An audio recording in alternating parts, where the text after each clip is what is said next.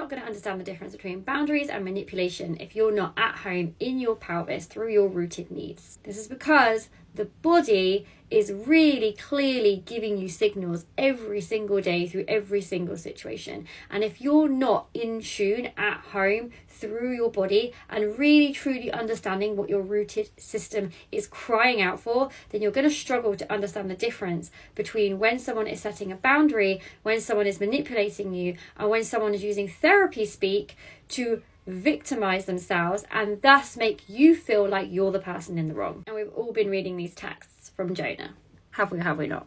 And it's fascinating to read how this relationship would have continued on even though it's very clear that she is a very strong soul, but also because he was making her feel like she was the one in the wrong, which is why she shared these texts in the first place, right? She wants to make sure that she's sharing the importance of what is manipulative, misogynistic behavior versus what is a relationship that looks nourishing and held where somebody is clearly stating boundaries. What I see in my spaces is that when you truly deeply do the work with your pelvis and understand your rooted system and understand what it is that your body is in need of, then you're going to truly understand the difference between when somebody is manipulating you and using therapy speak or not using therapy speak, and when somebody is really trying to communicate with you with clear boundaries. And unfortunately, society in general is very blurred on what consent and boundaries look like, and boundaries have become a bit of a buzzword.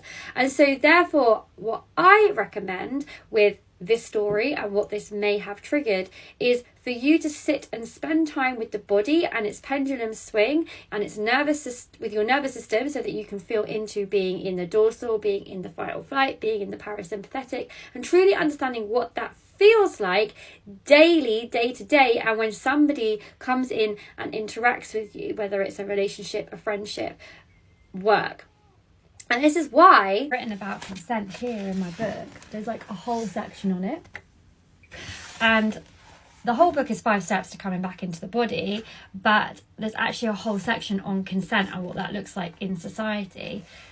That is really important overall for us to be able to advocate for our needs and avoid these kind of situations, at least avoid them going on. It's available online in, the place, on Amazon too. Much love.